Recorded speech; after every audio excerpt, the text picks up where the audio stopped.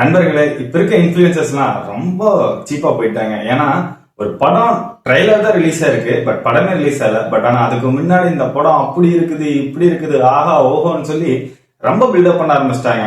ஆனா அந்த படம் ரிலீஸ் ஆனதுக்கு போய் பார்த்தா ஒண்ணுமே இல்ல, மண்ணு மாதிரி இருக்குது. சோ அப்படி நான் போய் டிசப்பாயிண்ட் ஆன படம் தான் காதல் ரிசல்ட் ரிப்பீட். சோ அந்த படத்துல என்ன எனக்கு டிசப்பாயிண்ட் ஆயிடுச்சு, சோ அதை பத்தி இந்த ரிவ்யூல பார்த்தலாம். Welcome to mister review. நான் உங்க பிரதீப். இந்த படத்தோட கதை என்ன, ஸ்காட்லாந்துல ஹீரோயின் வந்து என்ன பண்றாங்கன்னா ஒரு ட்ரிப்புக்காக அங்க போயிருக்காங்க. அப்ப வந்து பாத்தீங்கன்னா ஹீரோவோட பாய் ஃப்ரெண்ட் வந்து என்ன பண்ணிடுறாங்கன்னா பிரேக்அப் பண்ணிடுறாங்க. சோ இதனால வந்து இவங்க ரொம்ப மனம் உடைஞ்சு போய் சூசைட் பண்ணிடுறாங்க. பட் ஆனா என்ன, ஹீரோயினுக்கு ஒரு ஒன் சைட் லவர் இருக்காரு. அவர் போய் அவங்களை காப்பாத்தி MS பாஸ்கர் வீட்டுல வந்து காப்பாத்தி வளர்த்திட்டு இருக்காரு.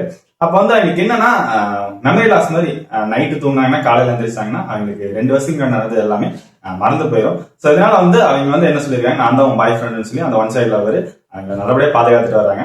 அப்போ திடுதுப்புன்னு ஒரு நாள் என்ன ஆயிடுச்சுன்னா, அந்த உண்மையான லவர் வந்து அங்க ஸ்காட்லாந்துல அந்த MS பாஸ்கர் வீட்டுல வந்துடுறான்.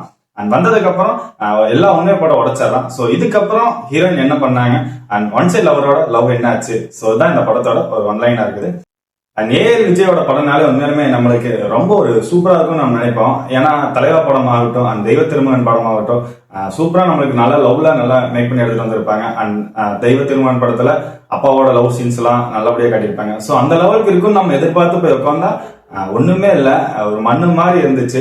ஏன்னா தலைவர் படம் ஆகட்டும், தெய்வ திருமகன் படம் ஆகட்டும், அதோட கான்செப்ட முக்கியமான மெயின் கான்செப்ட் எல்லாம் தூக்கி மிக்சியில போட்டு அடிச்சு காதல் ரீசெட் ரிப்பீட்னு சொல்லி எடுத்திருக்காரு மாதிரி தான் ஃபீல் ஆகுது. இந்த படத்துல ஒர்க் பண்ண மாதவன் கேஸோட ஆக்டிங் பாத்தீங்கன்னா அறிமுக நடிகரா இருந்தாலும் டைலாக் எல்லாம் பிச்சை உதறிப்பாருன்னு நம்ம பார்த்தா அவர் நடிகருக்கே வந்து யோசிக்கிறாரு. சரி டைலாக் தான் இல்ல, சரி நடிக்கிறதால நல்லபடியா நடிப்பாருன்னு பார்த்தா ஒண்ணுமே இல்ல, அவர் மண்ணு மாதிரி அப்படியே ஸ்டெப் பை ஸ்டெப்பா நடிச்சுட்டு வந்துட்டு இருக்காரு. இது பண்ண தப்பாயிருமோ அப்படிங்கிற மாதிரி ஆயிடுச்சு. அண்ட் ஜியோவோட ஆக்டிங்கும் உண்மையாலுமே சூப்பர். ஏன்னா அந்த மெமரி லாஸ் ஆனதுக்கு அப்புறம் அவங்க வந்து பாத்தீங்கன்னா பேனிக் ஆகணும். அந்த இடத்துல வந்து பேனிக் ஆகி அந்த காம் ஆகிற விஷயங்கள் வந்து உண்மையாலுமே நல்ல ஸ்டேபிள் எடுத்துட்டு போயிருந்தாங்க. அண்ட் MS பாஸ்கரும் சொல்லக்கூடாது, உண்மையாலுமே அவருக்கு கொடுத்த ஆக்டிங்க தரமாவே பண்ணிக்கிட்டாரு. அண்ட் அர்ஜுன் அவர் வந்து பாத்தீங்கன்னா மலையாள ஆக்டர். அவர் வந்து இந்த படத்துல வந்து ஃபர்ஸ்ட் ஹாஃப்ல நாங்க பார்க்கும்போது என்ன வச்சுன்னா, என்னடா இவ்வளவு பெரிய ஆக்டரை வந்து வேஸ்ட் பண்ணிட்டீங்களே அப்படின்னு சொல்ற மாதிரி இருந்துச்சு. அண்ட் செகண்ட் ஹாஃப்ல அவரோட ஆக்டிங்லாம் சூப்பரா இருந்துச்சு.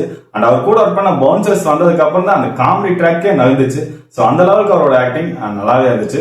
இந்த படத்தோட சினிமாட்டோகிராஃபி ஸ்காட்லாந்துல நிறைய இடங்கள்ல நம்மளுக்கு காட்டின விதங்கள் ஆகட்டும், அண்ட் இந்தியா ஆகட்டும், ஊட்டி ஆகட்டும், சோ அந்த மாதிரி இடங்கள்ல வந்து நேச்சுரலா நல்லபடியா காட்டியிருந்தாங்க. அண்ட் லவ் கான்செப்டுக்கு சூப்பரா ஒர்க் பண்ணியிருக்காங்க. அண்ட் மியூசிக்கும் சொல்லக்கூடாது, ஹாரிஸ் ஜெயராஜ் மாமா வந்து ரொம்ப நாளுக்கு அப்புறம் கம்பேக் கொடுத்திருக்காரு அப்படின்னு சொல்லி நம்ம உட்காந்து பார்த்தா பாடல்கள் எல்லாம் வந்து கேட்கறதுக்கு ஓவராலா பார்க்கும்போது ஓகேப்பா கேட்க நல்லா இருக்கு, அண்ட் மியூசிக்கும் கேட்க நல்லா இருக்கு அப்படின்னு பார்த்தா சில இடங்கள்ல வந்து நம்மளுக்கு திங்க் பண்ண தோணுது. ஏன்னா இது வந்து இது எங்க கேட்ட மாதிரி இருக்கு, பழைய டியூன் மாதிரி இருக்கு அப்படிங்கிற மாதிரி இருக்குது. சோ அந்த மாதிரி வந்து நிறைய இடங்கள்ல வந்து அவர் பழைய டியூன்கள் வந்து இவர் யூஸ் பண்ணிருக்காரு. சோ அந்த மாதிரி விஷயங்கள் கொஞ்சம் நம்மளுக்கு கேட்க டிஸ்டர்பன்ஸா இருக்குது. இந்த படத்தோட ஸ்கிரீன் பிளே வந்து பாத்தீங்கன்னா ஃபர்ஸ்ட் ஹாஃப்ல ஒரு ஸ்லோ எடுத்துட்டு போயிருப்பாங்க, பொறுமையா சோதிக்கிறதுல ரொம்ப சோதிச்சு வச்சு ரொம்ப ஸ்லோவா எடுத்துட்டு போயிருப்பாங்க. அண்ட் செகண்ட் ஹாஃப்க்கு அப்புறம் வந்து பாத்தீங்கன்னா அப்பாடா கொடுத்த 150 ரூபாய்க்கு இப்பதான்டா ஒர்த்துங்கிற மாதிரி அந்த பவுன்சர்ஸ் எல்லாம் வந்ததுக்கு அப்புறம் காமெடி ட்ராக்ல நல்லபடியா ஒர்க் பண்ணிருப்பாங்க. MS பாஸ்கர் வந்து பாத்தீங்கன்னா ஃபர்ஸ்ட் ஹாஃப்ல காமெடிகள் ட்ரை பண்ணிருக்காரு, ஆனா எந்த இடத்துல வந்து பாத்தீங்கன்னா சிரிக்கும்படியா இல்ல. அண்ட் செகண்ட் ஹாஃப்ல அவர் வந்து காமெடியா பண்ணலாம், சும்மா வந்து நின்னாலுமே சிரிக்கிற மாதிரி இருக்குது. சோ அந்த அளவுக்கு வந்து செகண்ட் ஹாஃப் நல்லபடியா எடுத்துட்டு போயிருக்காங்க. நான் இந்த படத்துல மைனஸா பார்த்ததுன்னா ஃபர்ஸ்ட் பாயிண்ட் இந்த படத்தோட ஸ்கிரீன் பிளே சொல்லுவேன். ஏன்னா ஃபர்ஸ்ட் ஹாஃப்ல வந்து பாத்தீங்கன்னா செம்ம லேக், ஸ்லோவு அந்த மாதிரி தான் போகுது. அண்ட் செகண்ட் ஹாஃப் பரவாயில்ல, ஏதோ கொடுத்ததுக்கு ஒர்க் பண்ணிருக்காங்க மாதிரி தான் ஃபீல் ஆச்சு. அதே மாதிரி இந்த படத்துல கதையும் பெருசாலாம் ஒண்ணும் இல்ல.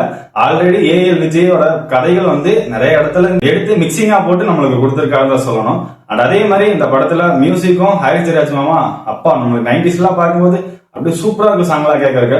பட் ஆனா இப்ப வந்து சாங்குகள் கேட்கறதுக்கு நல்லா இருந்தாலும் வந்து நிறைய பழைய டியூன்கள் யூஸ் பண்ணிருக்காங்க மாதிரி ஃபீல் ஆகுது. ஓவராலா இந்த படத்தை பார்க்கும்போது இன்ஃபுளுசர்ஸ் நிறைய பேர் வந்து ட்ரெய்லர் பார்த்துட்டு ரொம்ப பில்டப் பண்ணிருப்பாங்க. சோ அதெல்லாம் நம்பி நீங்க போய் இந்த படத்தை பாத்தீங்கன்னா உங்களுக்கு 150 ரூபாய் வேஸ்ட் தான் சொல்லுவேன். சோ எனக்கு பொறுமை இருக்குது, நம்ம எனக்கு 150 ரூபாய் வேஸ்ட் ஆன பரவாயில்ல நான் போய் பார்க்கணும்னு சொன்னா கண்டிப்பா இந்த படம் உங்களுக்கு ஒரு நல்ல சவுண்ட் படமா இருக்கும். ஃபேமிலி ஆடியன்ஸ் ஆகட்டும் அண்ட் கப்பிள்ஸ் ஆகட்டும், இந்த படம் வந்து உங்களுக்கு ஒரு ஒன் டைம் வாட்சபிள். தியேட்டர் இருந்தாலும் பரவாயில்ல, அண்ட் OTT இருந்தாலும் பரவாயில்ல. சோ ஒன் டைம் வாட்ச் பண்ணி பாருங்க, நல்லா இருக்கும். அண்ட் செகண்ட் ஹாஃப்காக இந்த படத்தை நீங்க கண்டிப்பா பார்க்கலாம். சோ நான் இந்த படத்துக்கு கொடுக்குற ரேட்டிங்னா 5 up to 2.5. அண்ட் நீங்க இந்த படத்தை பார்த்துட்டீங்களா, இந்த படம் உங்களுக்கு என்ன ஃபீல் ஆச்சு, நான் இந்த படத்துக்கு இவ்வளவு ரேட்டிங் கொடுக்கலாம்னு நினைக்கிறேன் அப்படின்னு சொன்னீங்கன்னா சோ உங்களோட தாட்ஸை மறக்காம கமெண்ட்ல சொல்லிட்டு போங்க. அண்ட் இதே மாதிரி மூவி ரிவ்யூக்கு மறக்காம மிஸ்டர் ரிவ்யூவை சப்ஸ்கிரைப் பண்ணிருங்க.